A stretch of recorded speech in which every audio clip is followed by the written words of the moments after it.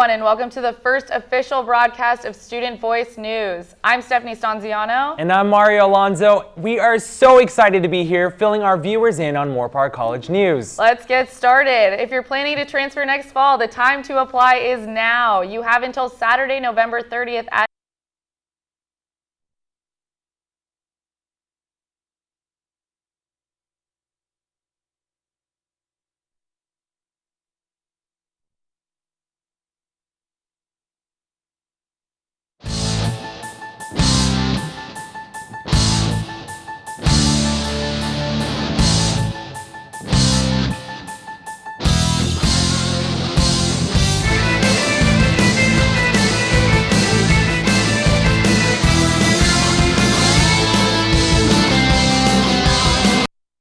Hello, everyone, and welcome to the first official broadcast of Student Voice News. I'm Stephanie Stanziano. And I'm Mario Alonso. We are so excited to be here, filling our viewers in on Moorpark College News. Let's get started. If you're planning to transfer next fall, the time to apply is now. You have until Saturday, November 30th at midnight to apply to Cal State and UC colleges. Private institutions have other application deadlines. Students who need help filling out their applications can stop by the Transfer Center and make an appointment. Judy Gould of the Career and Transfer Center said university admission representatives email students right after they submit their applications. She advises students to be aware of those emails as they contain details on transcript deadlines.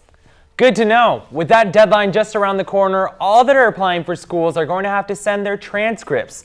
Lucky for them, the process of sending and receiving transcripts is about to get a lot easier. Moorpark College students will soon be able to electronically send their transcripts by using a new provider called Parchment Ink.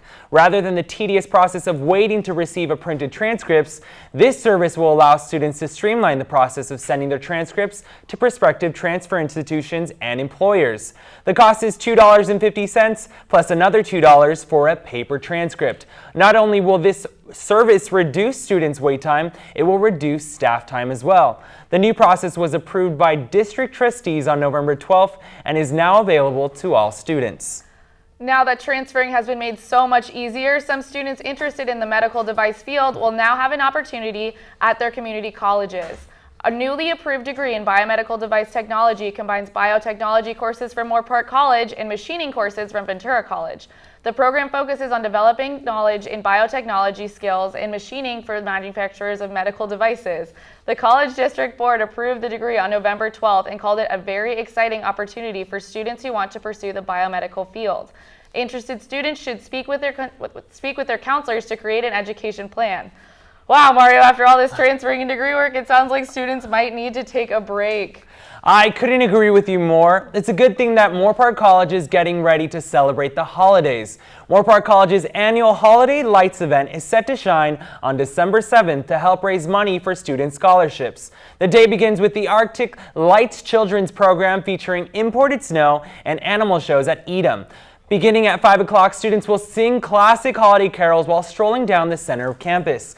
A wine and hors d'oeuvres event with a silent auction begins at 6, culminating with the 8 p.m. performance of Handel's Messiah and the Nutcracker in the Performing Arts Center. Tickets are available online or at the door. Sounds like fun, doesn't it? It does. I'll have to be sure and buy a ticket. And hopefully some of the clubs we saw on campus at this fall's annual club day will be able to come and support as well. What a great way to get clubs noticed on campus. It really is. We were out there tabling ourselves. It was a great way to connect with our student body and get them interested in activities they didn't even know we had. Well, that's it for Student Voice, and I hope you all have a great night. Thanks so much for joining us. Thanks, guys.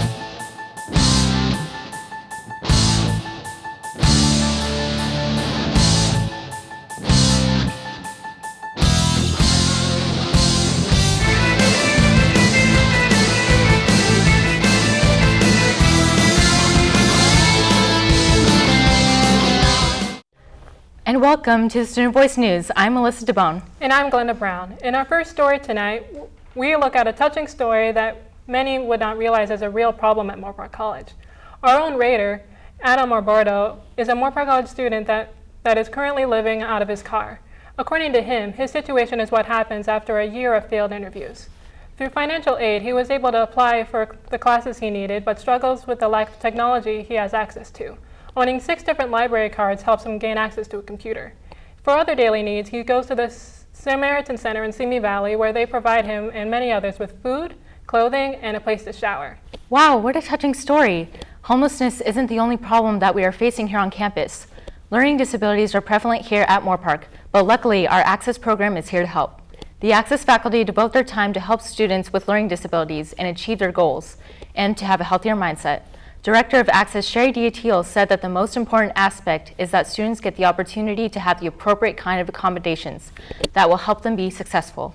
With disabilities being as widespread as anything from individuals with reading comprehension to math computation, it is nice to know that the faculty of Access is there to help.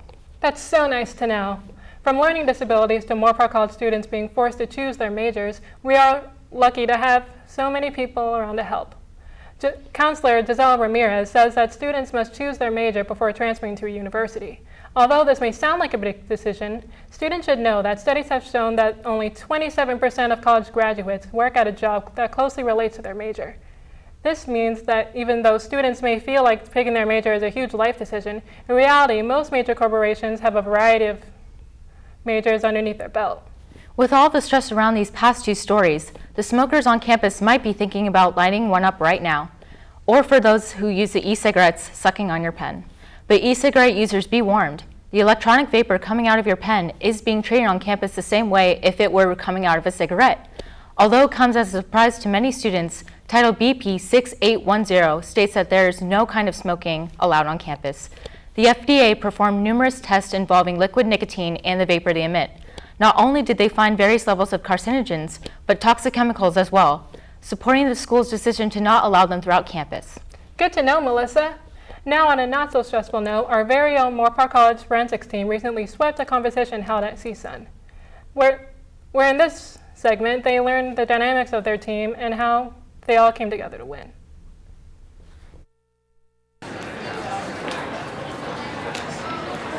This last weekend at the CSUN tournament, the team did wonderful. We did great. Both on the debate side of things, we won what they call sweepstakes, so that's the team awards. As a team, we won the debate side.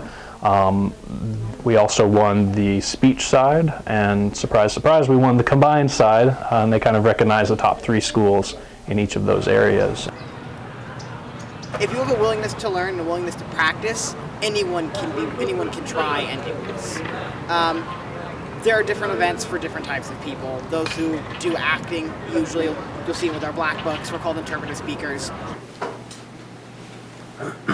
When I was 10, I found the word hermaphrodite in a book on Greek mythology.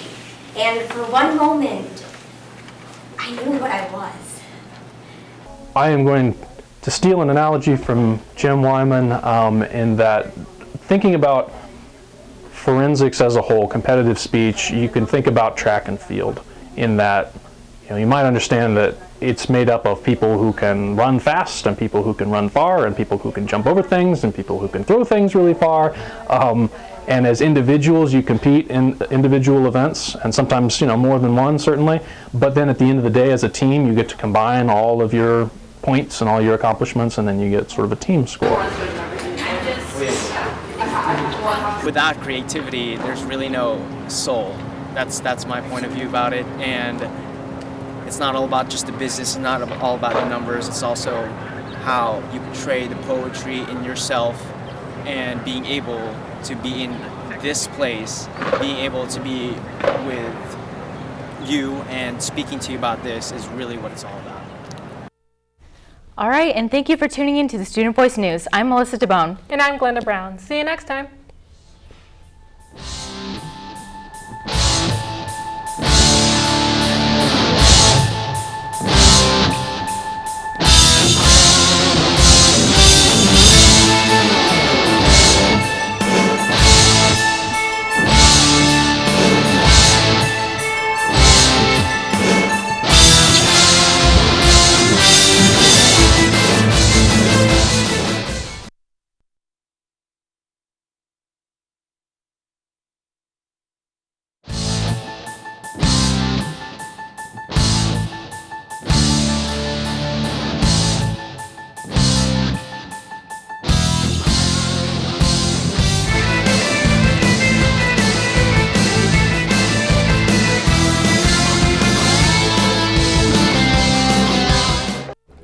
Hello and welcome to Student Voice News. I'm Brett Vollert.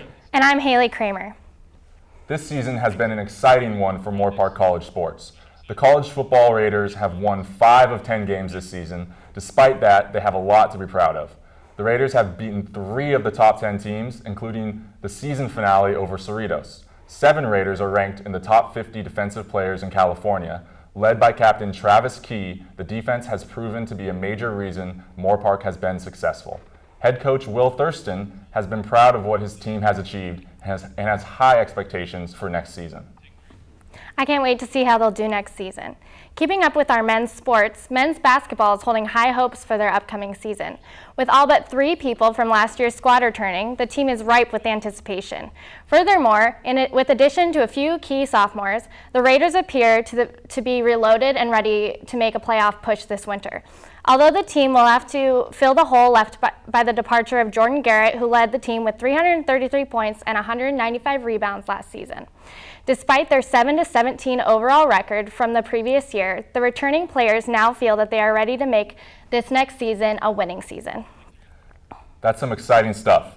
Now to switch over to the Lady Raiders. As the end of the season approaches, the Lady Raiders hold an 11-9 overall record and a 6-5 conference record.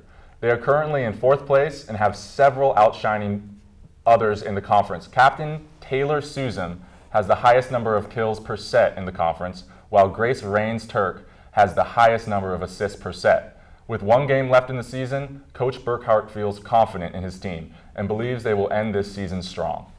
Wow, how exciting. I can't wait to see that. This season, we were able to focus specifically on one of our men's soccer players, Captain Michael Trejo. Once he thought he would never make it out of the East Los Angeles ghettos. Now he is at the top of his game and the top of his team. Michael Trejo, Moorpark College's men's soccer player, has earned the right to his title as the captain of the team. His defensive play has gotten him to the place he is today. He plans to play soccer at a local university and one day become an athletic director because of his love for all sports.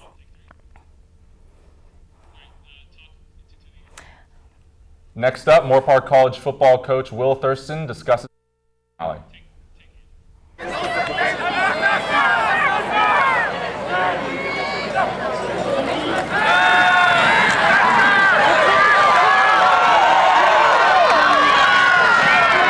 Telling them repeatedly over and over again. We're trying to, we were putting round pegs into square holes when we were doing things, and we need to go round pegs and round holes, and we did that, So Nick was, I think, 11 out of 12 in the first half. Percentage, that's what we want. No turnovers, no crazy, things that happened to us.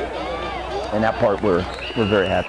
I mean, just keep going, man. I mean, we got in this position with Hancock, up 21-0, 21-6, so.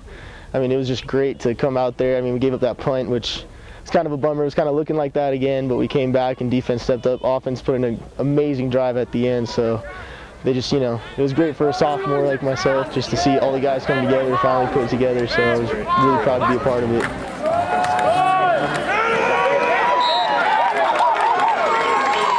We stayed consistent with no turnovers in the game, and at the same time play stellar defense. So we created some opportunities for ourselves, and the best part was that we scored on the first 3 drives.